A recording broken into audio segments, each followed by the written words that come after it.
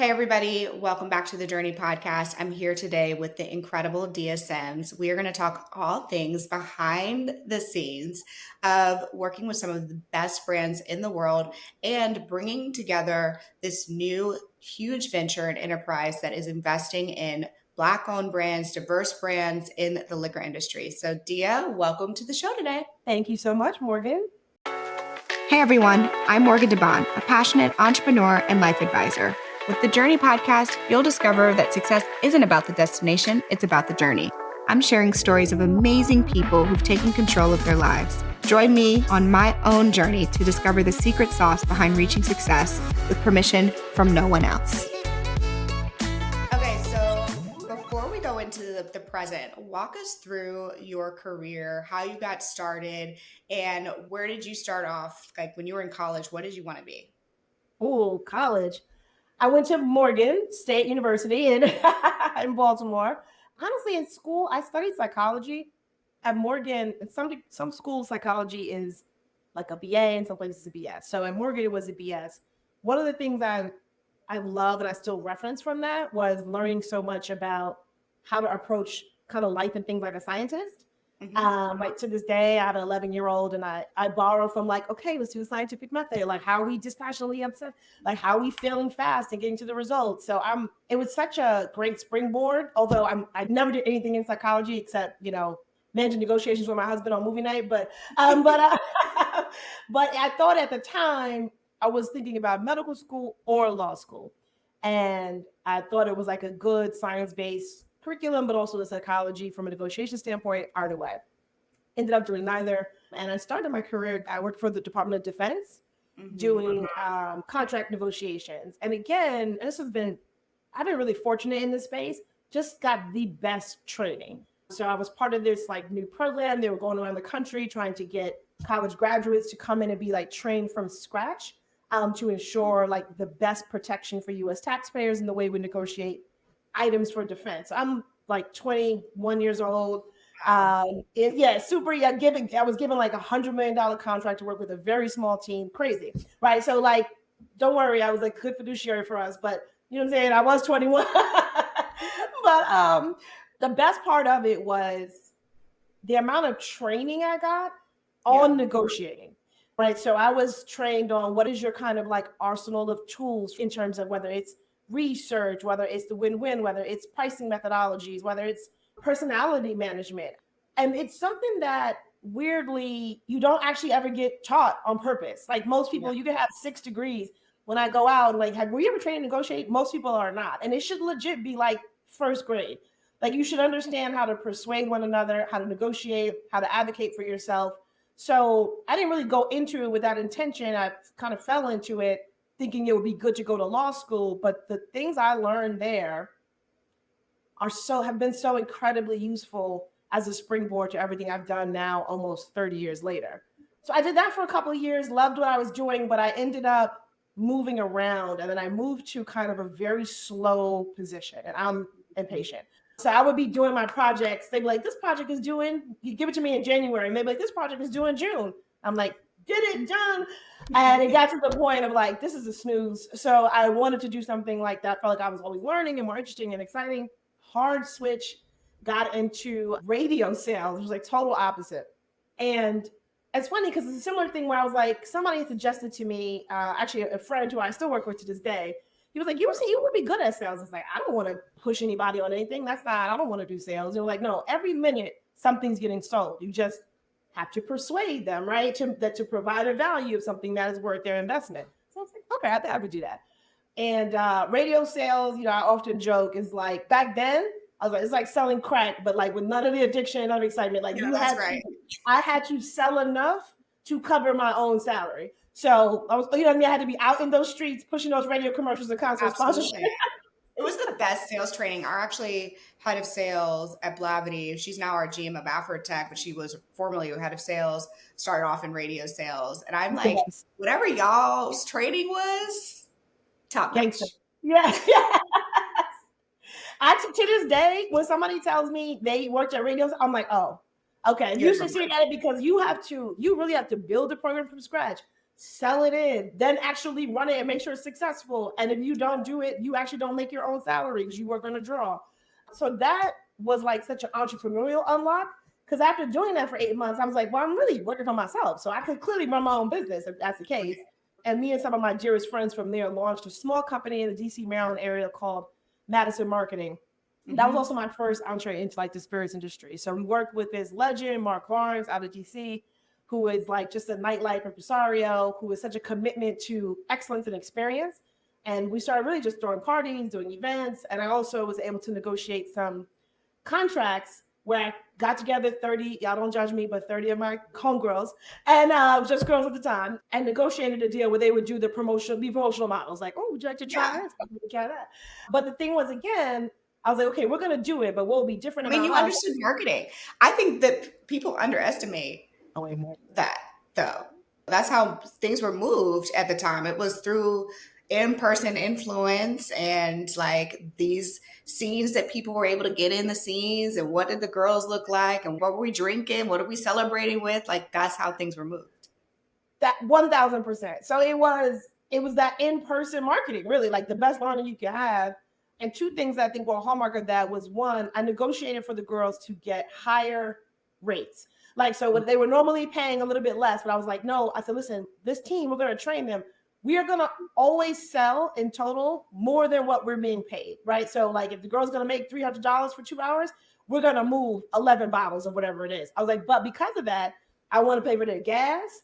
I want you to pay, like at the time, I was like a little union. I was like, I want to make sure they got their, they got to look cute. They got to buy their stuff. So I negotiated like more than was normal, but we also really delivered, right? And frankly, that's been a hallmark of the way I've tried to work to this point. And that was my first introduction into the spirits industry. I don't even drink probably until I was like in my 30s. So it wasn't really about that. It was more just not even knowing it, but now I know there's this huge American industry. It doesn't matter whether you drink spirits or not, that we just don't participate in. That's about celebration, and it's super fun, and there's accountants and lawyers and everything else that you find in any other industry. And that was my first entree into it. But I think when you fast forward to now, having co-founded Pronghorn, I'm like, we got to be a part of this industry that we influence so much. Right. Let's talk about Pronghorn. Recently we as consumers have seen Beyonce, we've seen, LeBron James, we've seen, Kylie Jenner's got her thing going on.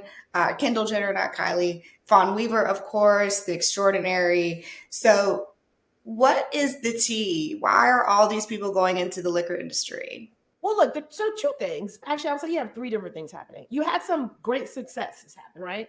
So I feel privileged. I've been part of building an incredible brand like Ciroc Vodka many years ago. It's a brand that was going from not doing well to becoming worth billions of dollars, right? And that was disproportionately built by the influence of culture, right? And built in a way that was different than brands were being built at that time. People were inspired by that, which I'm not mad at. And then two, there are economics around. This is a business that's high margin. That is also an interesting extension kind of naturally of your lifestyle. So if you're an Epicurean, you love gastronomy, you love hosting, you love holidays, right? You love a good dinner. You love, it's kind of a natural extension for many of the luminaries, right? That we all see now when she to become a part of it.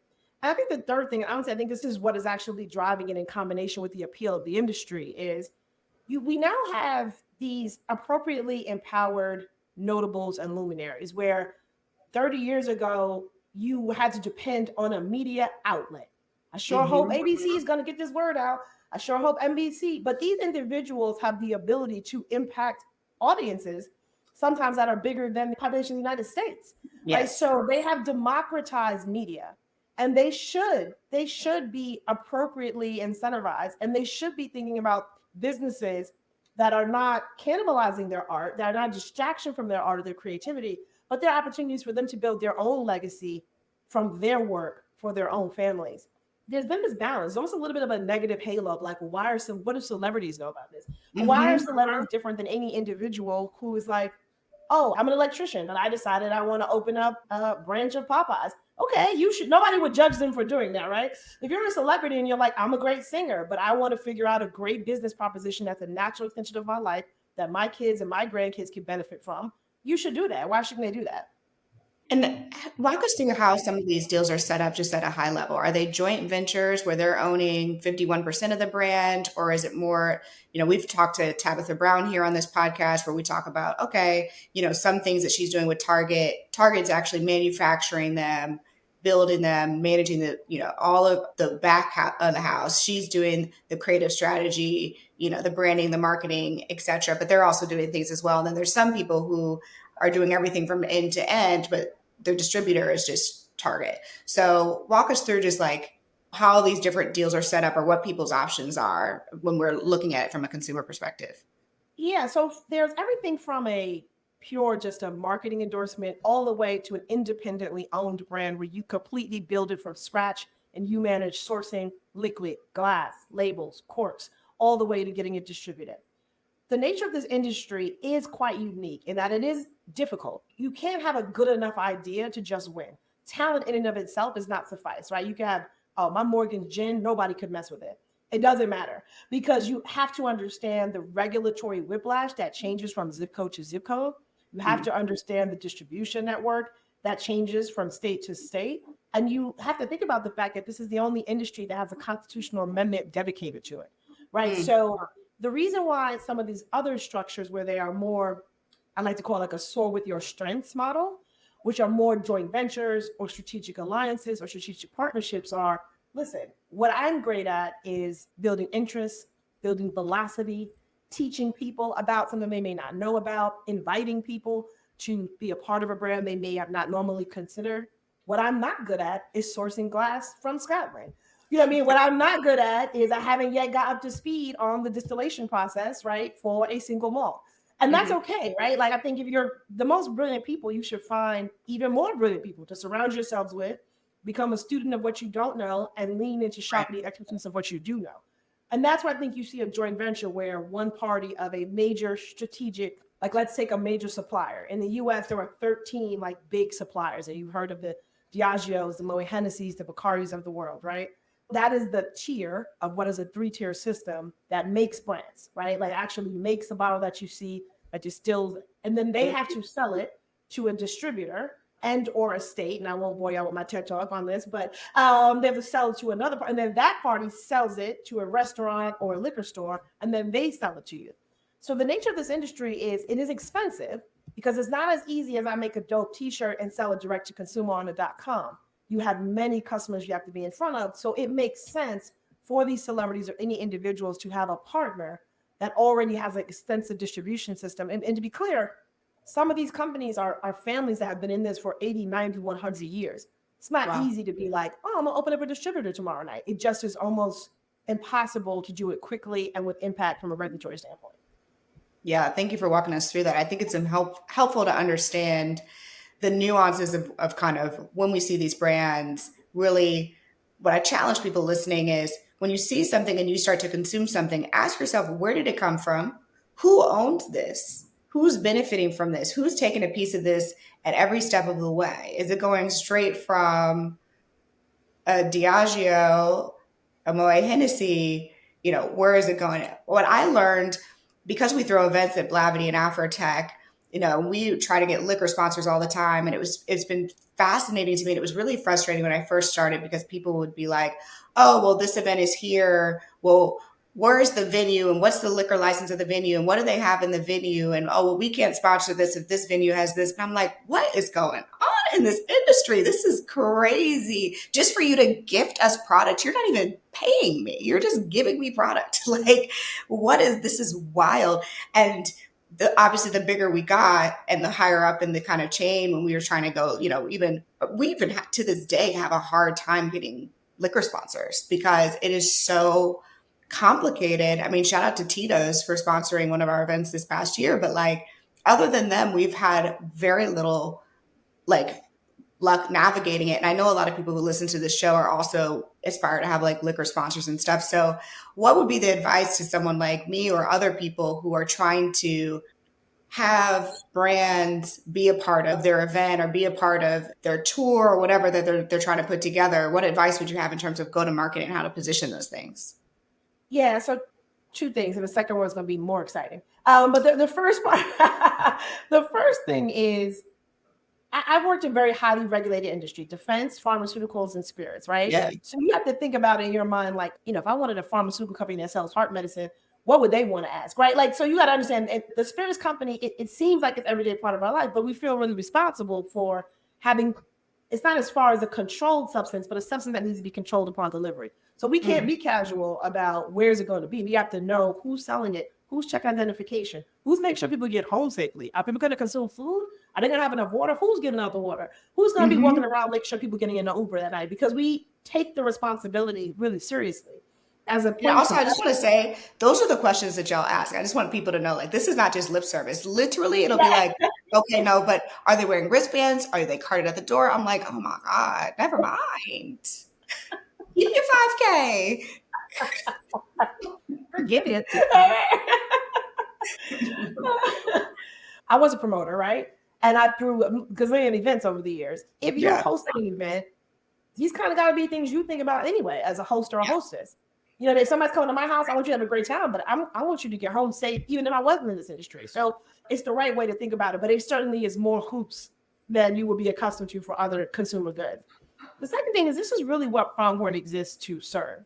So we should talk a little bit about Pronghorn, but please, if you have questions about this industry, how to engage with this industry, how to get a job at this industry, how to start your own company in this industry, please, that is precisely why we exist.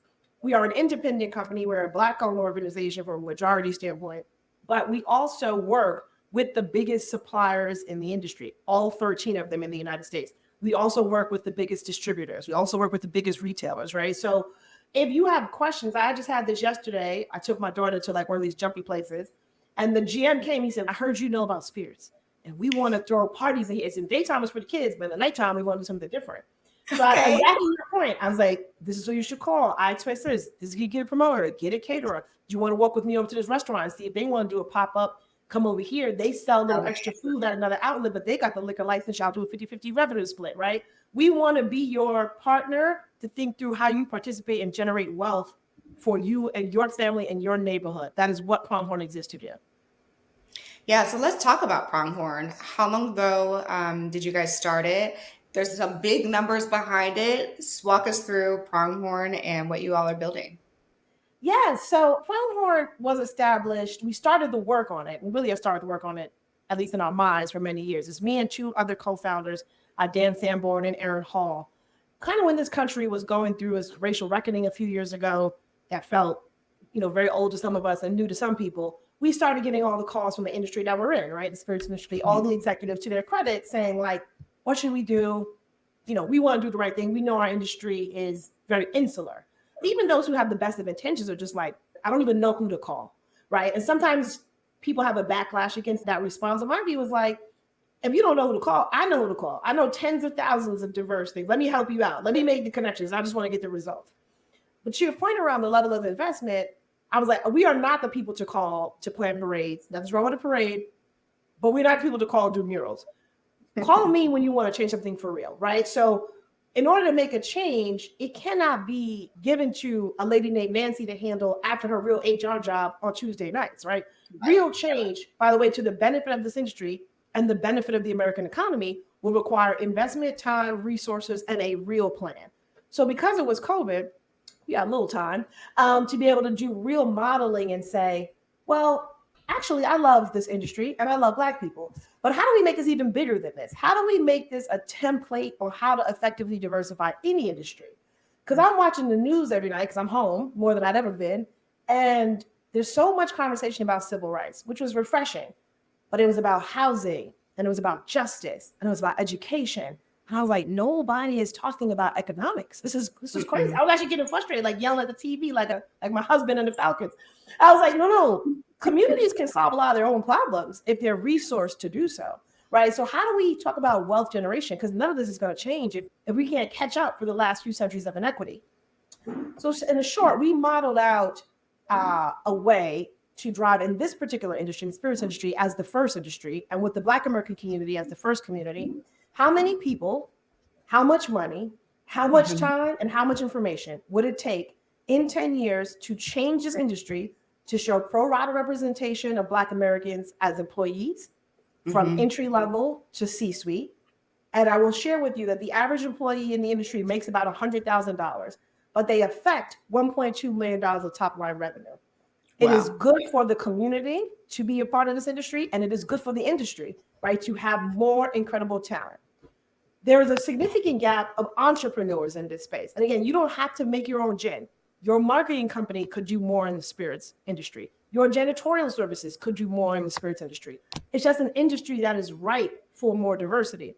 So we looked and said, how many Black-owned brands have built a company and sold it or had any kind of liquidity event? So you guys might have heard about some of these big billion-dollar deals, the George Clooney's of the world, get your money, God bless them. But we looked and we looked and we looked, and we really do know that. I don't know everything, but I know this part. We could not find one example of a person who built a spirits brand from scratch and got any kind of liquidity. Yeah, I can't think of it. No. I want you to understand that's batshit crazy. That actually doesn't make any sense, right? Yeah. So we were like, okay, we got to change that. So we looked at how many companies do we need to invest in, at what rate, at what times for when. And we determined in the end, we needed to invest in 57 Black-owned founders. We needed to drive 1,800 new employees over 10 years, right? About half of those are interns to have exposure to the industry, and the other half, how many did that mean pro rata against top line revenues against the companies in the industry? And then once they came in the industry, what kind of information do they need to be successful? So we built a supercharging unit, which distills, forgive the pun, 11 different areas that are like, this is hard, data's hard, distribution's hard, supply is hard, and got subject matter experts to say, you're coming into this industry, but cash is not enough. You also have to actually understand the industry. So we map that together. So it's entrepreneurs plus supercharging. And over 10 years, we are driving $2.4 billion of economic value. We are fully funded for $200 million over the first 10 years. We have already invested in 30 Black-owned companies. If you wanted to have an all-Black bar in your house or in your restaurant, go to Pronghorn and we will make it easy for you. And also, we have effected a 10% lift in Black American employment in the industry already, and we are on record to hit our number for year 10. So even when you look at the country, these big problems you wake up and see can feel very overwhelming. Yeah. But we got down to the map and the zip code of it. And I just grew up in a house that was like, how do you eat an elephant one bite at a time? And made it like, how many people, how many dollars? And we were able to convince the industry to be a part of it. And everybody signed up for the pro rata contribution. And we think we're now building a model that can be used in other industries and even in other governments. Yeah.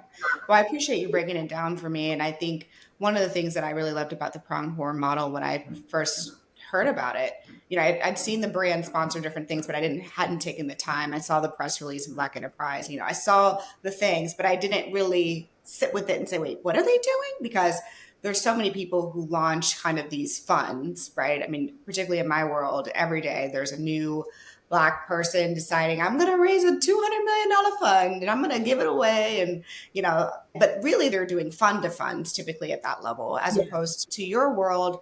What I appreciate about it is that it is actually more of a private equity blend.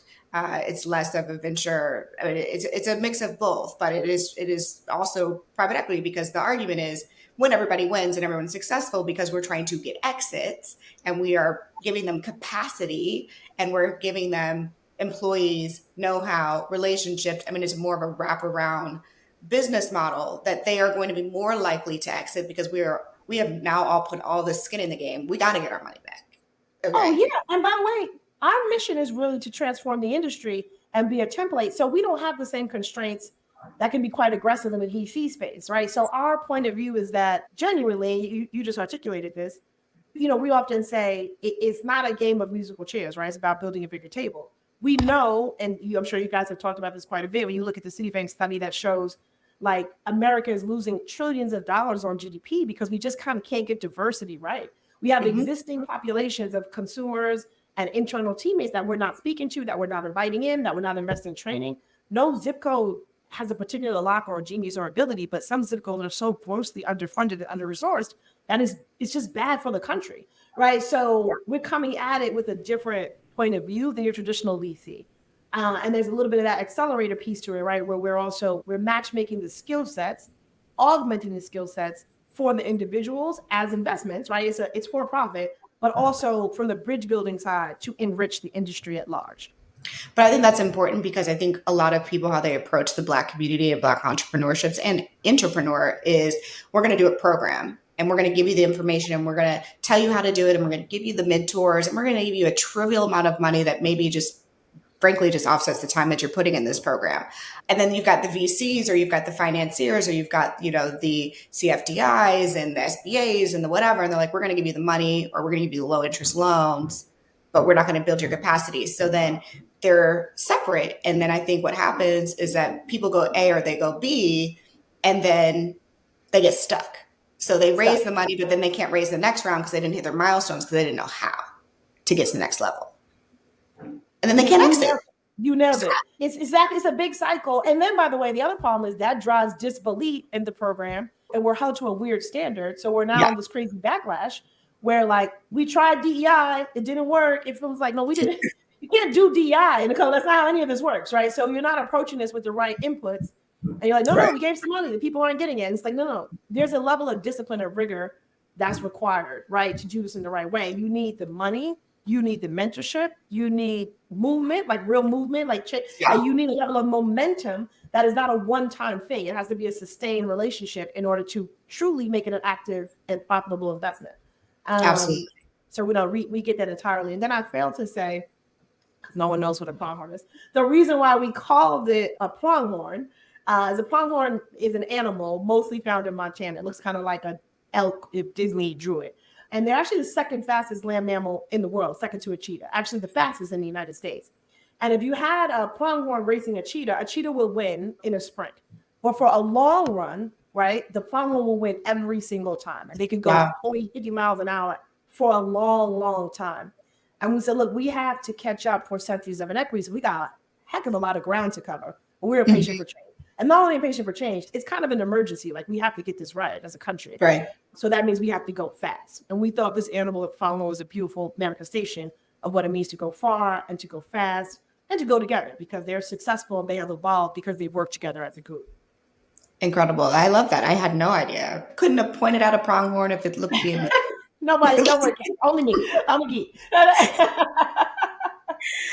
I do have a bit of a question because I think that the model that you've built, of course, you have so much social capital. And to your point, you've been working in incredibly difficult industries your entire career. So you are uniquely positioned to build this and to make this successful. But I'm curious what your advice would be for people who want to take this type of a model, but apply it to a different industry like homeownership or the space industry. How do you convince the incredibly wealthy, insular powers that be in systems and structures that arbitrarily, I guess that from their perspective, I assume that they don't truly care about Black people, or they care because they have to generally, but they don't really care behind closed doors, or to the extent that it's like, yeah, this is like charity, like you can have a 0.5%, but you can't have a significant amount. How did you convince the coalition that you all put together? Like, what was that like? So first, it's important people deeply understand that our boats are tied. Like, we're all tied together, right? So that's a gap. Like, that's a gap that has to be overcome, that somebody thinks they can be successful on an island. This idea of that's just not true. So you got to kind of take that out. I think second, if you have 100 people, right? In my experience, you may have 25% of those people who are not motivated just by money or by goodwill. And 25% of people who just have an aversion to diversity, not going to be involved. Cool. Just don't need to waste your time. Like, they are. But what I have found is, and this is just the truth, me and my co-founders are just like, I love this country. My family built this country. I really do want to do good things for all of us. It's not an exclusionary approach, right? It is a very like, hey, we kind of got to do this, right? You got to do it because if you actually care about your next 30, 40 years of life, or if you happen to care about next generations for this country, we actually have to solve this. I'll give you one example that I have used over the years that I have seen people say, like, oh, the guy, people who came up to you after you spoke, that guy was totally against this. Like, he cut all his programs last year, but it changed his kind of point of view. I talk about when I was in radio in New York and I had all of the music labels as clients. And at the time, you started to have music streaming taking off in a different way. And I would go to all the music labels, and these brilliant minds and these executives would have these war rooms of how to defeat the internet. And they meant it with their hearts and souls. And they spent hours of time and money on it. And people may not remember this, but this was a thing. You walked into it, everyone's like, where's it right? And why? Oh, what's that meaning? They got consultants, calculators, food, they locked in. They're gonna figure out how to, you know what I'm talking about? How they're gonna kill the internet. Like, it's not gonna work. Yeah, I know. The music industry had you can look at this, the financials. The music industry had a precipitous decline, lost hundreds of billions of dollars fighting an enemy for no good cause. Mm-hmm. It sounds so ridiculous in 2024, but I'm 49, I'm not 89, you know what I'm saying? I lived through it. Diversity is only going one way in the world, and that's up. And my view is if you want your revenues to follow, you got to get into this. So like, let me hold your hand and explain why it makes sense for everybody, but what are we really fighting? Like, it's inevitable. Get on board. You don't have to do it for your heart, to your point, but you got to do it for your wallet, because otherwise you're just missing out. Yeah. I wish that people were able to hear it, such a linear, non-emotional argument of like, look, people are more diverse today than they were yesterday. And that will continue to be true in perpetuity for like the next hundreds of years. And the growing middle class, the rising discretionary income that's coming from a massive amount of global middle class is going to be predominantly driven by people who are not white or Anglo-Saxon descendants. So I wish that people like could just be like, yeah, duh, you know, but it doesn't seem like they get that. I don't know that we have, I mean, I think the last point on the same track is there's also opportunity just to, not that we should be in a position of having to prove anything, right? But ideally, some level of success breeds success. So when we built, prior to building Ciroc vodka as an example, there was even fewer. There was nobody in the industry, and no one was willing to take a risk. When that deal was structured at the time, it was viewed as almost like a crazy deal. Like Diageo, they were like, was like, that doesn't make sense. Why would you do that? Right. That generated thousands of jobs, billions of dollars, not just for within the group or the economy, but other places. Like Ciroc Peach was a revolutionary case history launch. So much so that when I would tour and do thank yous to stores, I had store owners say, individual liquor store owners say, I sent my daughter to college.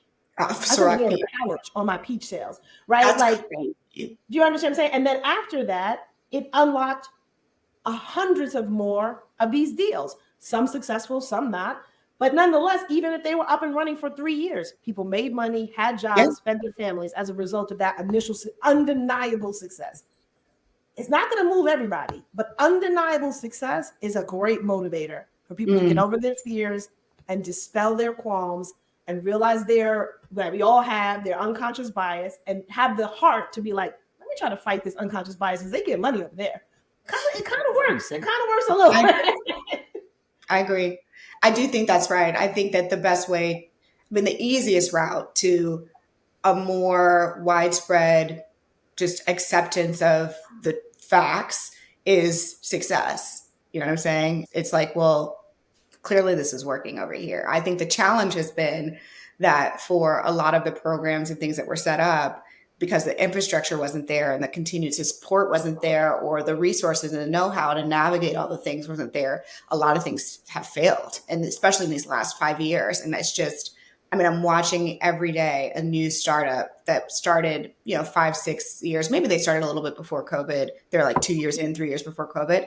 Tell me, no, we're not going to make it, Like every day I get tagged in a random TikTok of some Black girl who is like, has a great brand that we all love, being like, today might be our last day. We're closing our doors. And I'm like, really? Okay. First of all, the setup sometimes is a setup. But the other piece that we can actually affect now, and this is like a kind of Pronghorn plus, is I just thought to myself last year, I know, like, a lot of people who are running funds, and they're either they are Black or they're focused on like a diverse community, or they're focused on some diverse community. And I started doing the math in my head, and I was like, now this is not a lot of money in the world, but I personally know people who manage a couple $2 billion in right now. And I was like, but they don't know each other.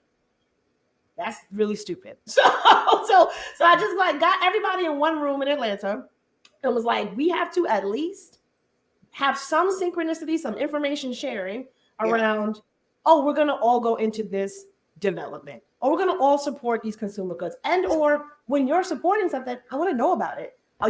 Can I get your electricity line? You started off saying this early on about when you look around the choices you make. This is the most important thing. When you look at your pantry and your bar and your whole, your beauty, are you purposely looking to say, well, I should have probably 10 to 14% Black owned brands, or I should have 50% women owned brands. We got to figure out and have more synchronicity on the investment side for those of us who are fortunate enough to be driving dollars in. And then we have to have more continuity on the investment side as consumers at this side of the funnel to vote with our dollars, because that actually is heard even louder. You know what I mean? That's actually what matters.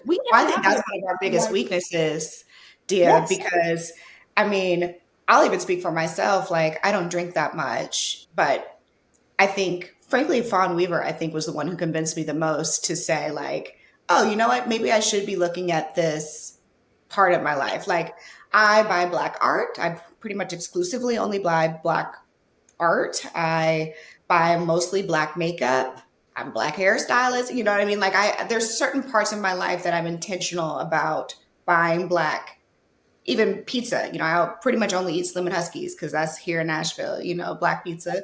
But I didn't challenge myself on the apparel side until I went to Harlem Fashion Rose, New York Fashion Week a couple weeks ago. And then I was like, oh my God, my bad. Like, if I'm going to spend $1,000 on a beautiful suit that's tailored and all this stuff, like, I should be getting Sergio Hudson. You know, why am I getting ALC? But I just hadn't thought of it, you know? So part of it is just all of us questioning our own. Why are we just limiting to this one sector? You know, we could be spending a little bit more effort and doing it across all of our spend. Absolutely. And like, Morgan, even just you and I and 5 of our friends, even if we just were to say, just generally, even beyond that, to reward and refrain when it made sense. Oh my gosh, you saw one? As an example, oh, Dove's doing the thing. Everybody, it doesn't have to even be all the time.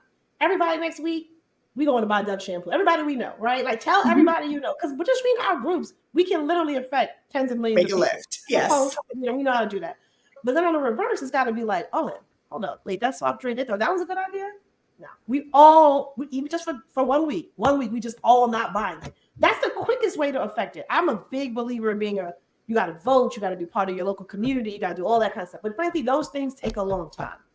Stopping buying something for 2 weeks, it works. It's something that we can do. We can all control it. We can get the word out on social media, and it actually has a fast effect. And I'm not doing that coordination. I challenge, to your point, I want to challenge myself to be better at this. But it's something that actually sits in our hands. There are certain groups. There are certain like segments of like country music. There are certain there are certain subsegments of the population. There are certain Black American groups that like, it's nothing for if you and I were like, tomorrow we're gonna get 25,000 people on a call. We could do it. So like, we just got to be more coordinated about affecting the changes we want to see.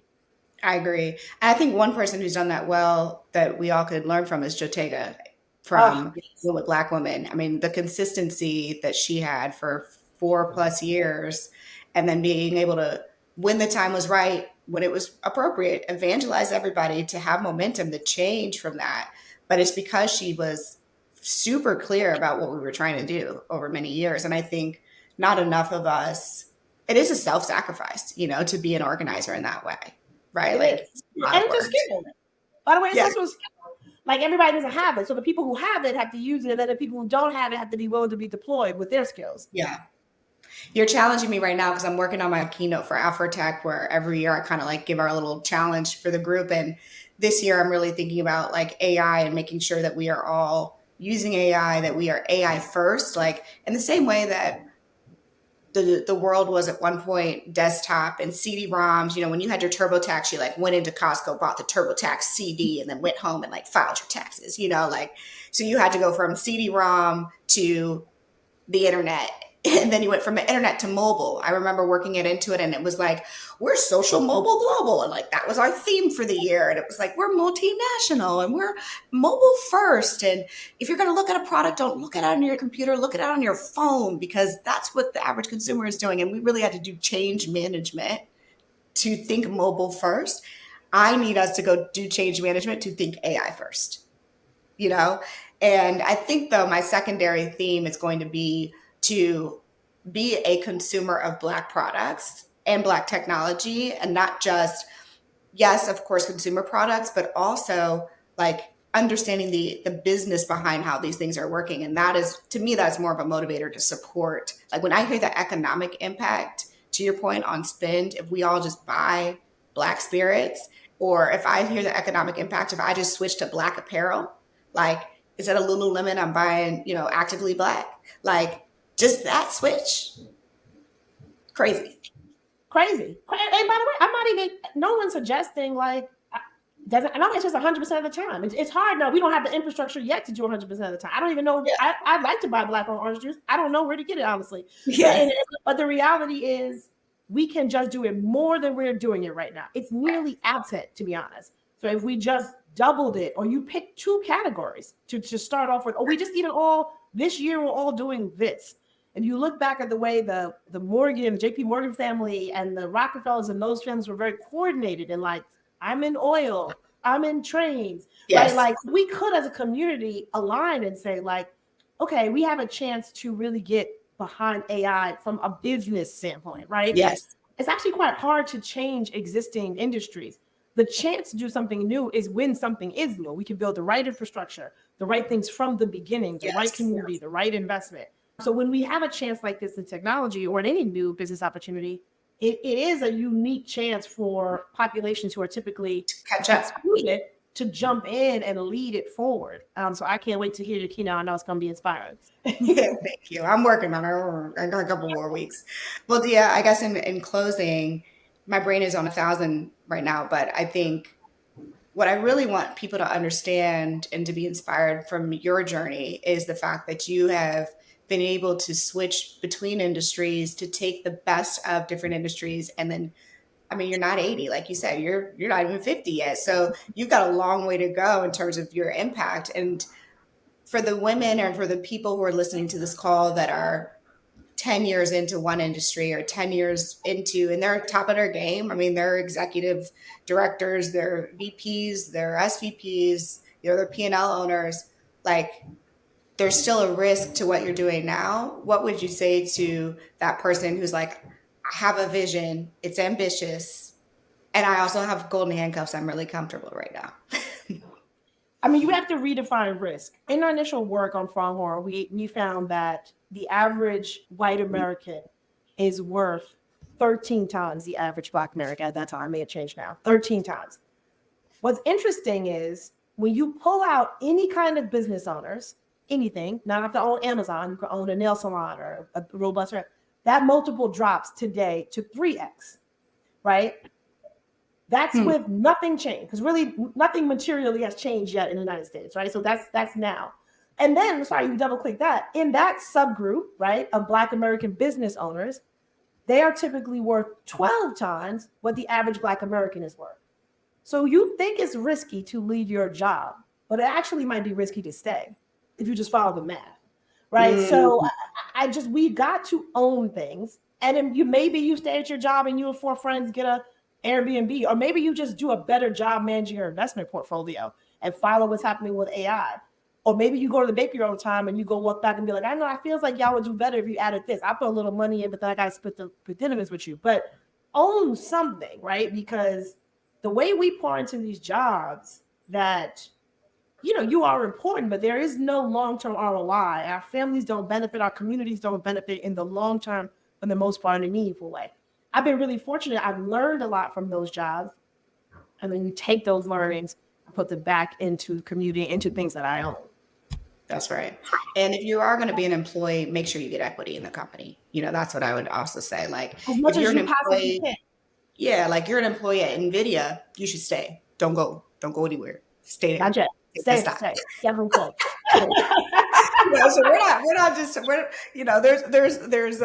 there are ranges to what we're talking about. Now, if you're an employee in the government, you're not going to get equity in the government. So there's no upside for you. Right. So take everything we say with a grain of salt, y'all. Don't go quit your job with NVIDIA, please. But yeah, I think that's so right. I think ownership is key. And I think in terms of leapfrogging yourself for your next generation, in terms of your income, in terms of where you're going to be able to have assets and balance sheets that the next generation can actually leverage, then investing and ownership has to be a part of your story. It just has to be. So, and we're investing. So to say plainly, we are investing in companies at Pronghorn. So we're starting anywhere from $50,000 to $2 million. We're writing checks. And as I said, the cash is the least of it. The community, the investment in information, and he does it. So if you are sitting around and like, I've been thinking about this, I want to make these glasses, or I've been thinking about, I want to do my own ad agency, or I'm at a firm, but I want to start my own law practice. Like, please, seriously, Pronghorn, call us, find me. It's just my name on Instagram, just DSNs. We are looking for you. We were looking for incredibly talented people to invest cash and information behind. Incredible. Well, y'all, don't be shy. So she said it. She just gave you the invitation. She gave you the permission. So reach out to them. I've met many people on the Pronghorn team. They're all incredible and they all deeply care. And I think that goes a very long way. So Dia, thanks for being on the show today. It's so fun. All right, y'all. I'll see you next week on Here, The Journey. Make sure you go to YouTube and subscribe. I looked at our data. You guys are watching the YouTubes week over week, but not subscribing, and that drives me nuts. You know how I feel about that. So go ahead and press subscribe, and I'll see you soon next week right here. Thanks for listening to the Journey podcast. If you enjoyed this episode, make sure you leave a review and head to our Instagram and YouTube to leave a comment. I look forward to hearing how this podcast has made an impact on your own journey.